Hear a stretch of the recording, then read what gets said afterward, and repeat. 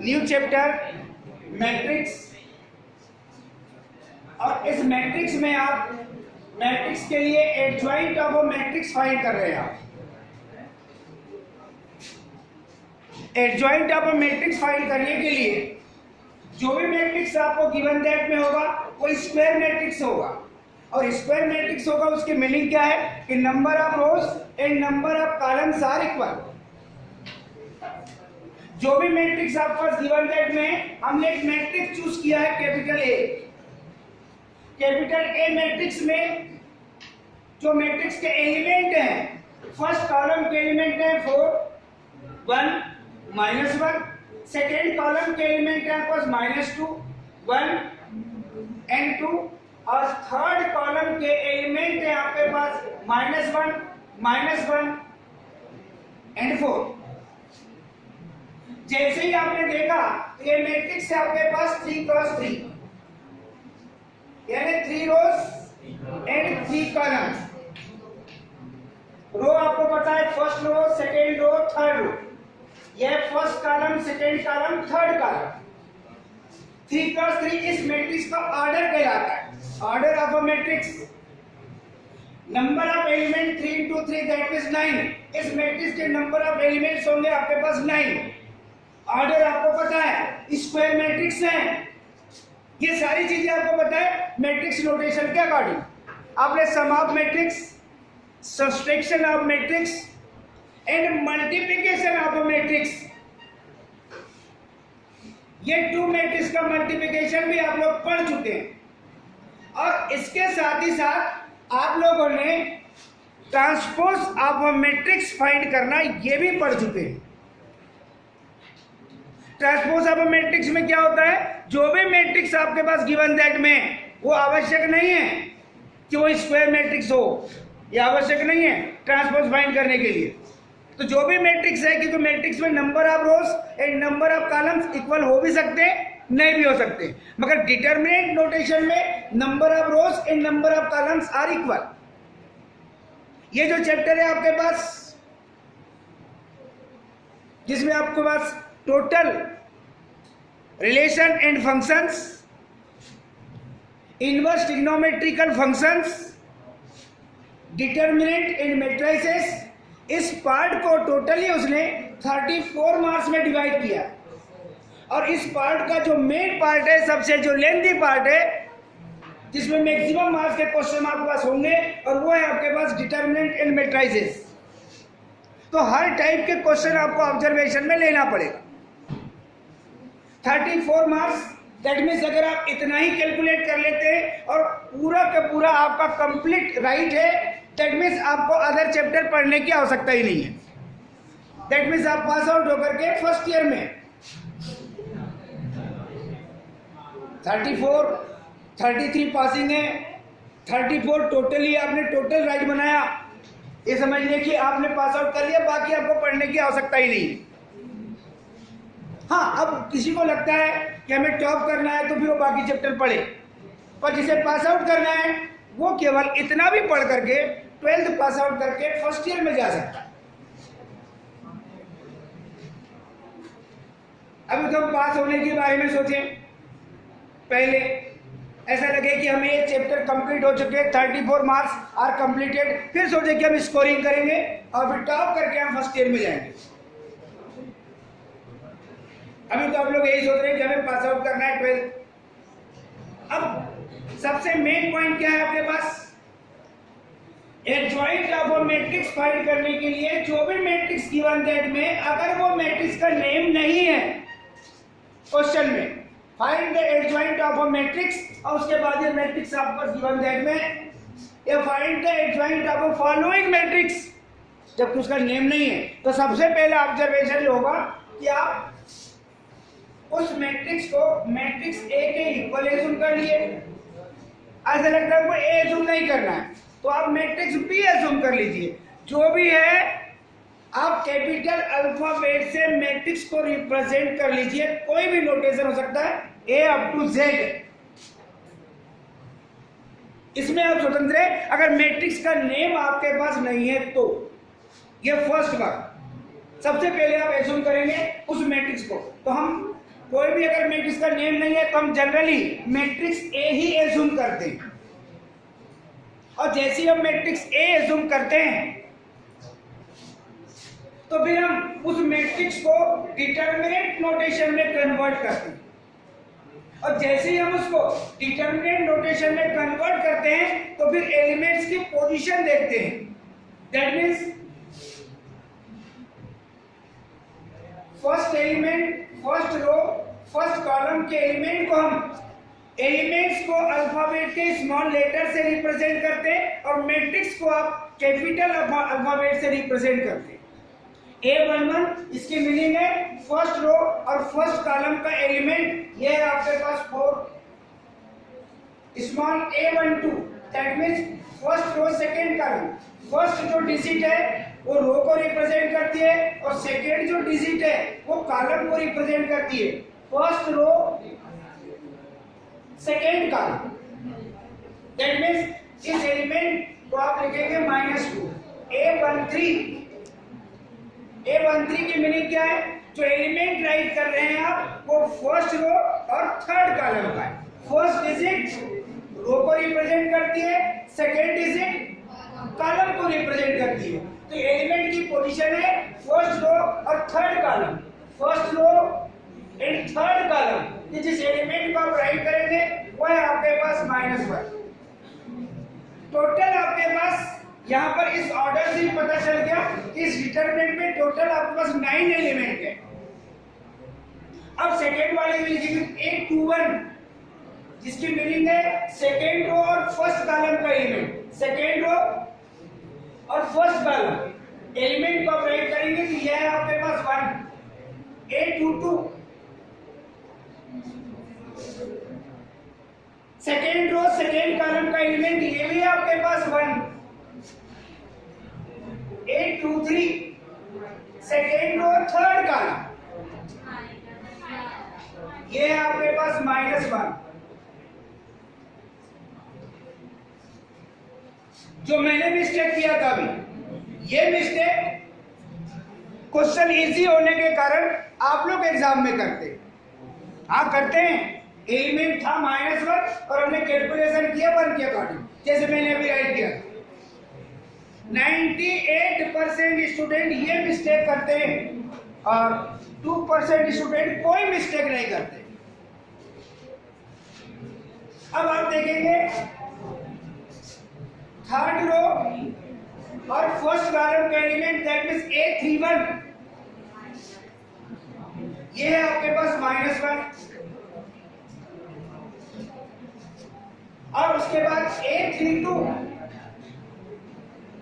That means third row second column का element देखेंगे तो आपके पास A2, और A33 दैट मींस थर्ड रो और थर्ड कॉलम का एलिमेंट, ये आपके पास 2। पहले आप डिटरमिनेंट के एलिमेंट को उनकी पोजीशन के अकॉर्डिंग राइट कर दीजिए। जो भी पोजीशन है डिटरमिनेंट के एलिमेंट की, प्रोसेस इजी है। बस मिस्टेक मैंने आपको बताया कि एडजॉइंट फाइंड करने के सिचुएशन में हमने जब कॉपी चेक किया है, आप भी कभी देख लेना जब आप सेल्फ क्वेश्चन सॉल्व करोगे और लास्ट में आपको लगेगा कि हमारे एडजॉइंट के एलिमेंट वो नहीं है जो एक्चुअलिटी में आना चाहिए। आप सॉल्व करना, उसके बाद कंपेयर करके देखना। 98% स्टूडेंट किसी ना किसी एलिमेंट के लिए कोफैक्टर का साइन चेंज कर देते हैं, और वो क्यों करते हैं अभी आपको पता चलेगा। अब सारे एलिमेंट अगर आपने कंपेयर करके लिख लिए तो आपको कोफैक्टर फाइंड करना है। तो पहले अपन उस फार्मूले को राइट करें जो आपने डिटरमिनेंट की सेकेंड एक्सरसाइज में कोफैक्टर फाइंड करना सीखा था। फर्स्ट में तो आपको 2+2 डिटरमिनेंट फाइंड हुआ था, जिसको सिंपली आपने सॉल्व करके उसके लिए टोटल कैलकुलेशन कर लिया। जैसे ही आप 3×3 डिटरमिनेंट सॉल्व करने के लिए गए तो उसके पहले आपको कोफैक्टर फाइंड करना सिखाया गया है।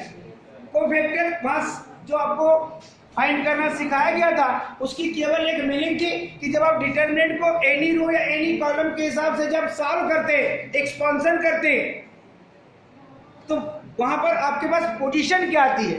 जनरली आप लोग फर्स्ट रो या फर्स्ट कॉलम के अकॉर्डिंग एक्सपांशन करते, ये आवश्यक नहीं है। अगर आप सेकेंड रो या सेकेंड कॉलम के अकॉर्डिंग एक्सपांशन करते तो उसकी पोजीशन चेंज हो जाती है।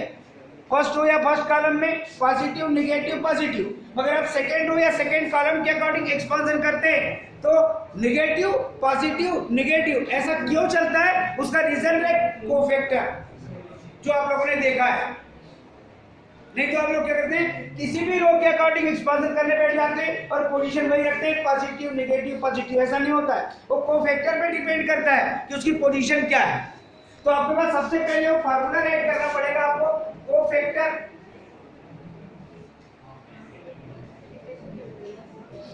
जिस एलिमेंट की बात कर रहे हैं आप, वो element ith row and jth column का है, जिसको आप aij से रिप्रेजेंट कर रहे हैं। पहले इस फार्मूले को राइट करना पड़ेगा आपको, कोफैक्टर फाइंड करने वाले।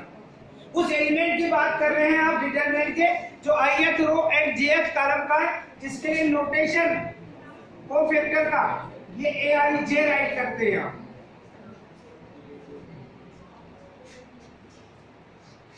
डेफिनेटली ये जो आपने एलिमेंट का कोफैक्टर का नोटेशन लिया, मान लीजिए इस मैट्रिक्स को आप अगर बी लिखते तो यहां पर नोटेशन आपको Bij लिखना पड़ता। जब डिटरमिनेंट पढ़ते हैं आप तो कोफैक्टर सी से स्टार्ट होता है, तो इसके लिए आप Cij भी राइट कर सकते हैं वहां, जब डिटरमिनेंट के लिए कोफैक्टर फाइंड करते हैं। पर जब मैट्रिक्स में आप स्टडी करते हैं तो ये डेफिनेट हो जाता है कि उस मैट्रिक्स का नोटेशन क्या दिया है आपने।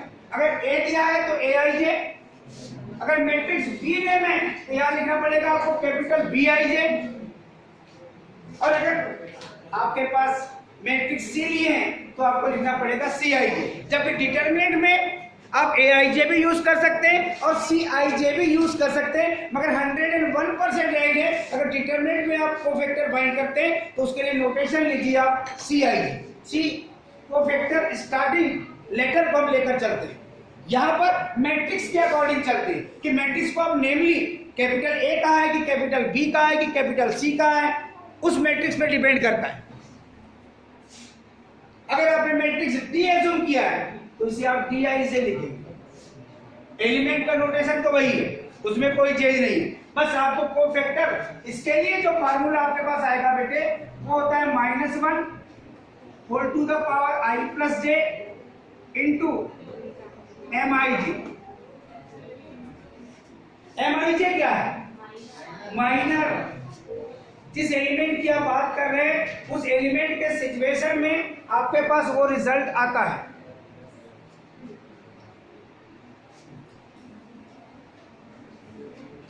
ये नोटेशन जो आप लोग देख रहे हैं, इस नोटेशन के अकॉर्डिंग आपको हर एलिमेंट के लिए कोफैक्टर फाइंड करना है, और एलिमेंट यहां पर आपके पास लिखे हैं।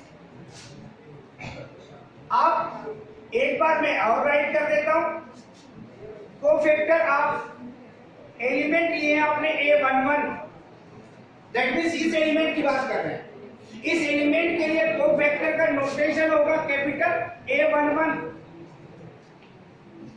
और यहां लिखेंगे आप -1 whole to the power 1 plus 1। यहाँ i और j की इक्वल वैल्यू सेम है, i इक्वल भी 1 है, j इक्वल भी 1 है, और ये है आपके पास Mij। तो Mij के अकॉर्डिंग जो राइट करेंगे आप, यानी उस एलिमेंट का कोफैक्टर, तो जिस एलिमेंट की बात कर रहे हैं वो ये 4, A11 पोजीशन पे एलिमेंट आपके पास 4। जिस एलिमेंट के लिए आप माइनर फाइंड कर रहे हैं उस एलिमेंट वाले कॉलम और उस एलिमेंट वाली रो को आप एलिमिनेट कर दीजिए, और जो एलिमेंट बचेंगे उसे उसी नोटेशन में राइट कर दीजिए, दैट इज 1 2, और ये है -1 4। ये है एक्चुअलिटी में इस एलिमेंट के लिए माइनर, जिसे आपने लिखा है M11। एक बार लिख सकते थे आप M11, उसके बाद भी उसको कैलकुलेट कर सकते थे आप। ये एक्चुअली में M11 है।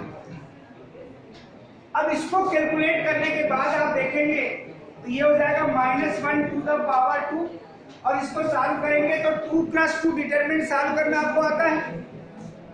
मेन डायगोनल के एलिमेंट का होगा मल्टीप्लिकेशन, 4 into 1 दैट मींस 4, फिर माइनस साइन, और जो सेकेंडरी डायगोनल है उसके एलिमेंट का मल्टीप्लिकेशन, तो 2 into -1 मिलेगा -2, और माइनस माइनस का मल्टीप्लिकेशन मिलेगा प्लस। और यही बात मैंने कहा था, यहाँ साइन की मिस्टेक होने के कारण 98% स्टूडेंट ये जो कोफैक्टर की वैल्यू है ये रॉन्ग निकालते हैं, उसके कारण मैट्रिक्स चेंज हो जाता है। ये रिजल्ट क्या मिलेगा बेटे? ये मिलेगा 1, और ये मिलेगा आपको 6, और फाइनली आपको ये मिलेगा 6। यानी फर्स्ट एलिमेंट के लिए आपने कोफैक्टर फाइंड किया है। अब आप क्या करेंगे? सेकेंड एलिमेंट के लिए देखेंगे। तो सेकेंड एलिमेंट क्या है आपके पास?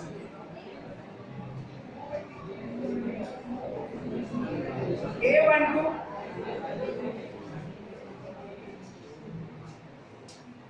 अब इस एलिमेंट के लिए आपके पास रिप्रेजेंटेशन होगा कोफैक्टर का कैपिटल A12। क्या लिखेंगे आप इस फार्मूले के अकॉर्डिंग? -1 to the power 1 + 2, यहां लिखेंगे आप M12, फिर आप आगे कैलकुलेशन करेंगे, ये मिलेगा -1 to the power 3, और जिस एलिमेंट की आप बात कर रहे हैं उस एलिमेंट वाले कॉलम और उस एलिमेंट वाली रो को एलिमिनेट करेंगे तो जो अरेंजमेंट बचेगा उसे भी आप राइट करके देखिए, 1 - 1 और -1 4, 1 - 1 -1 4, यह है इस एलिमेंट के लिए माइनर। डेफिनेटली इसका कैलकुलेशन करेंगे तो ये मिलेगा -1,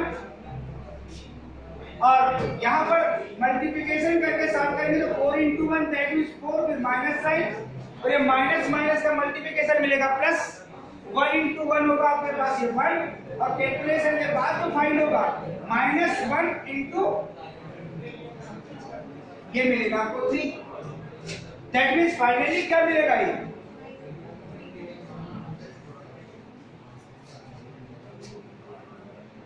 इस टाइप से आप कैलकुलेशन करते हुए चलेंगे तो कोफैक्टर नेक्स्ट के लिए चलेंगे आप।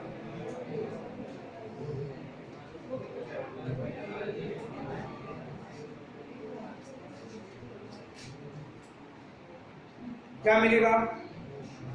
कैपिटल A13 इसका नोटेशन होगा -1 to the power 1 + 3,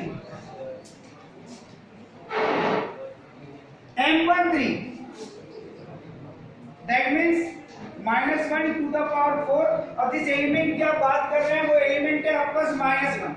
इस एलिमेंट वाले कॉलम और इस एलिमेंट वाली रो को एलिमिनेट करेंगे तो जो अरेंजमेंट मिलेगा आपको 1 - 1 1 2,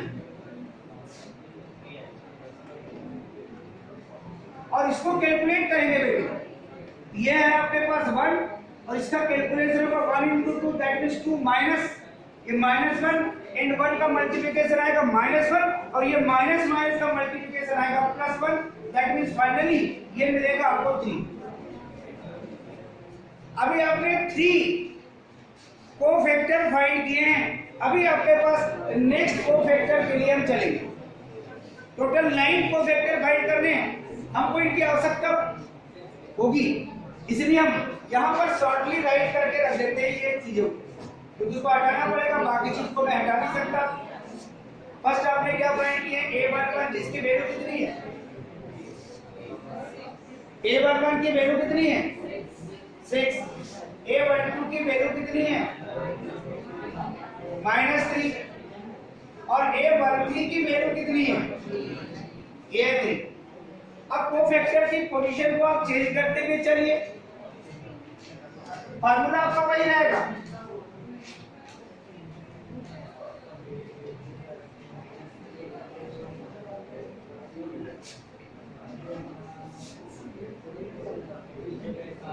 अब सारी चीजों को अपन शॉर्ट वे में राइट कर सकते हैं।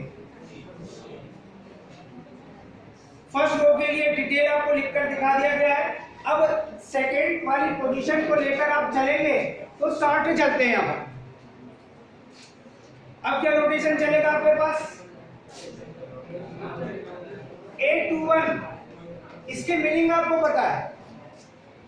फर्स्ट वाले में पूरा डिटेल कैलकुलेशन था, अभी A11, A12, A13, अब A21 जिस एलिमेंट की आप बात कर रहे हैं वो अब इसकी बात कर रहे हैं। A21 एलिमेंट आपके पास ये है, इसके लिए कोफैक्टर का नोटेशन क्या होगा? Capital A21। क्या लिखेंगे आप? -1 to the power 2 + 1 M21, that means -1 to the power 3 M21 के लिए जिस एलिमेंट को आप सिलेक्ट कर रहे हैं उस एलिमेंट वाली रो और उस एलिमेंट वाले कॉलम को एलिमिनेट करेंगे तो जो अरेंजमेंट आपको मिलेगा बेटे -2 2 और ये -1 4, -2 2 -1। इसको कैलकुलेट करने के बाद क्या मिलेगा? ये मिलेगा आपको -1 और यहाँ मल्टीप्लिकेशन करेंगे 4 2 8 माइनस प्लस मल्टीप्लिकेशन मिलेगा माइनस, दैट मीन्स ये मिलेगा -8 फिर माइनस साइन और इसका मल्टीप्लिकेशन मिलेगा -2 और माइनस माइनस का मल्टीप्लिकेशन प्लस। डेफिनेट आपके पास कैलकुलेशन के बाद जो मिलेगा ये मिलेगा आपको -6 -1 इंटू -6 दैट मीन्स पॉजिटिव 6 मिलेगा और ये किसकी पोजीशन है?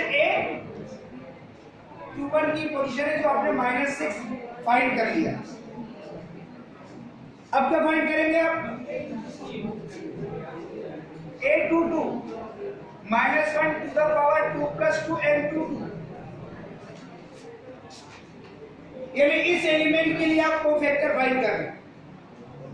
फर्स्ट वाले सिचुएशन में 3 एलिमेंट के लिए डिटेल राइट करके दिए, आपको हर पार्ट को वैसे इंक्रीज करते हुए चलना है। अब नोटेशन लेकर मैं चल रहा हूं आपको समझाने के लिए। क्या मिलेगा आपको? -1 टू द पावर 4, जिस एलिमेंट को आपने सेलेक्ट किया है उस एलिमेंट वाले कॉलम और उस एलिमेंट वाली रो को एलिमिनेट करेंगे आप, तो क्या मिलेगा? 4 -1 -1 4।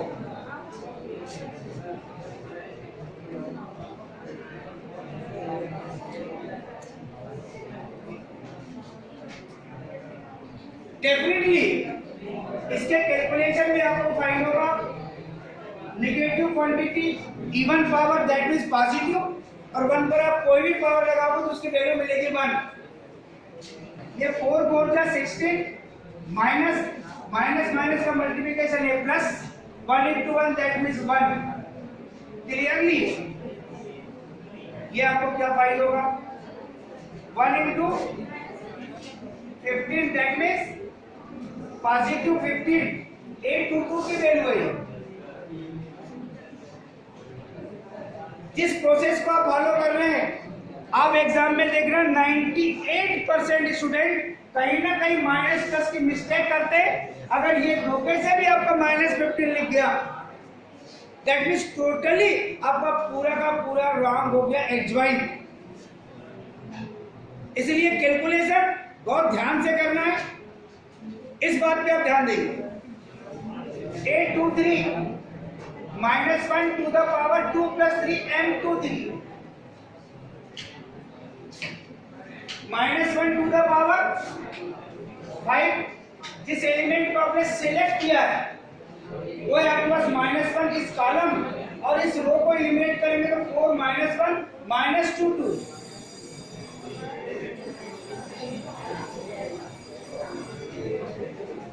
क्या रिजल्ट मिलेगा बेटे? ये मिलेगा आपको -1 और ये 4 2 जा 8 और ये मिलेगा आपको -2। दैट मींस फाइनली क्या फाइंड होगा? -1 into 6 -1 into 6 दैट मींस -6। अब आपके पास और 3 कोफैक्टर फाइंड करने के बचे। नेक्स्ट है आपके पास A31 -1 to the power 3 + 1 M31। इस एलिमेंट के लिए इस कॉलम और इस रो को एलिमिनेट करेंगे। ये अरेंजमेंट -2 1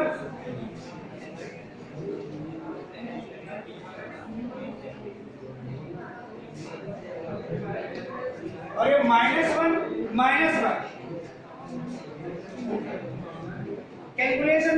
आपको फाइंड होगा, ये मिलेगा 1 minus minus multiplication plus 2 minus, और ये मिलेगा -1, दैट मींस हो जाएगा +1।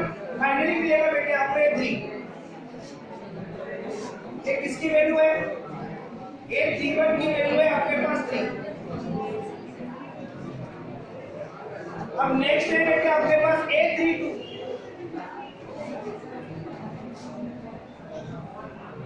-1 to the power 3 + 2 M32।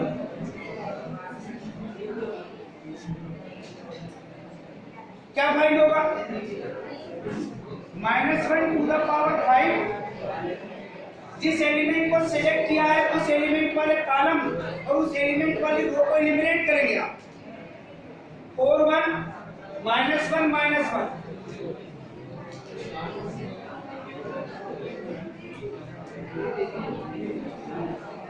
Calculation में क्या मिलेगा बेटे?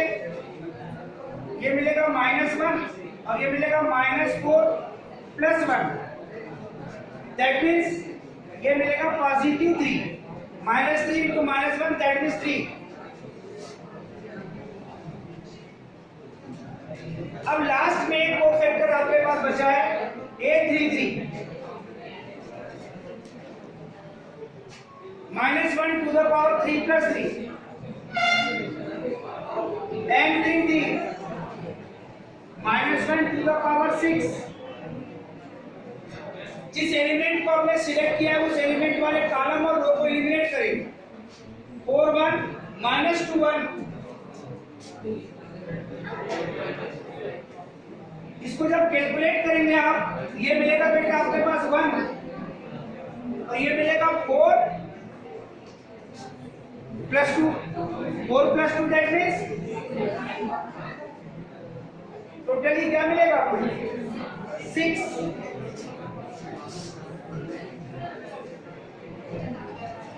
जो सारे एलिमेंट आपने राइट किया है उन सारे एलिमेंट के आपने कोफैक्टर फाइंड कर लिया है।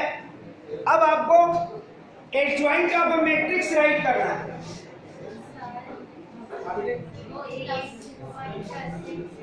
कौन सा बेटे?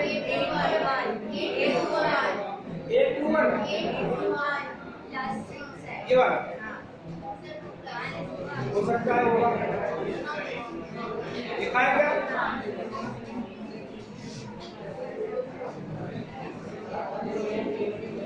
क्या मिलेगा बेटे आपके पास?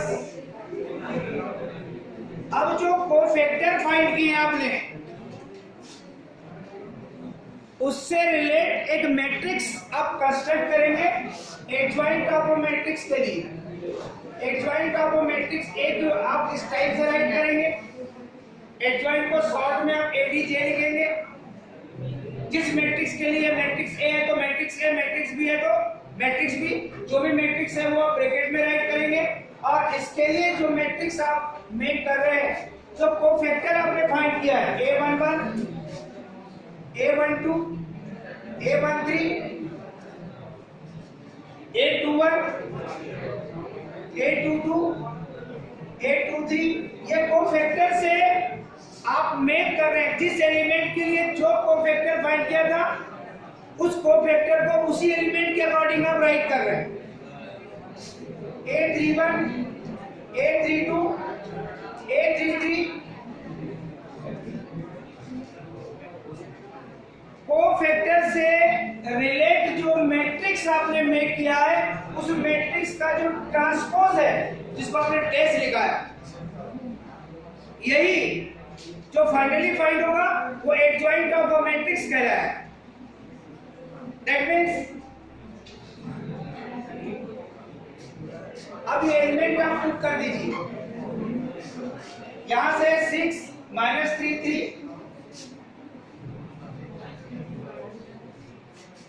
6 15 -6 3 3 6। जो भी मैट्रिक्स मेक हुआ है इस मैट्रिक्स का ट्रांसपोज चाहिए आप। इस मैट्रिक्स के ट्रांसपोज के लिए क्या चाहिए? फर्स्ट रो को आप फर्स्ट कॉलम मेक करेंगे बेटे, सेकंड रो को आप सेकेंड कॉलम में करेंगे और थर्ड रो को आप थर्ड कॉलम में करेंगे, और यही इस मैट्रिक्स के लिए एडजॉइंट ऑफ अ मैट्रिक्स कहलाएगा। तो प्रोसेस क्या है? जिस मैट्रिक्स के लिए आप एडजॉइंट फाइंड कर रहे हैं, सबसे पहला काम उस मैट्रिक्स के लिए आप डिटरमिनेंट में उसे कन्वर्ट कीजिए। डिटरमिनेंट में कन्वर्ट करने के बाद वो एलिमेंट की पोजीशन लिखिए आप, और जो एलिमेंट फाइंड होंगे आपको डिटरमिनेंट के, वो सारे एलिमेंट के लिए आपको कोफैक्टर फाइंड करना है। और कोफैक्टर का नोटेशन आपने देखा है, मैट्रिक्स ए अगर कैपिटल ए है, A11, A12, A13, इसी सिस्टम में आपने 9 कोफैक्टर फाइंड किया है। और जैसे ही आपने कोफैक्टर फाइंड किया तो वो कोफैक्टर को जिस एलिमेंट का कोफैक्टर था उसी के पोजीशन में आपने राइट किया है, और उसका ट्रांसपोज ही उस मैट्रिक्स का क्या कहलाता है? एडजॉइंट। और ट्रांसपोज फाइंड करने के लिए पहले मैंने बताया था कि first row first column, second row second column, third row third column में कन्वर्ट कर दीजिए, और जो फाइनली फाइंड होगा वो होगा बेटे आपके पास गिवन मैट्रिक्स के लिए एडजॉइंट। अब इस पर आप वर्क कीजिए आप घर जाकर के। 2+2 मैट्रिक्स होगा तो बहुत इजी, क्योंकि पूरी आपको कोफैक्टर फाइंड करने पड़ेंगे। क्लियर? देखते हैं कल कौन करा के लाता है।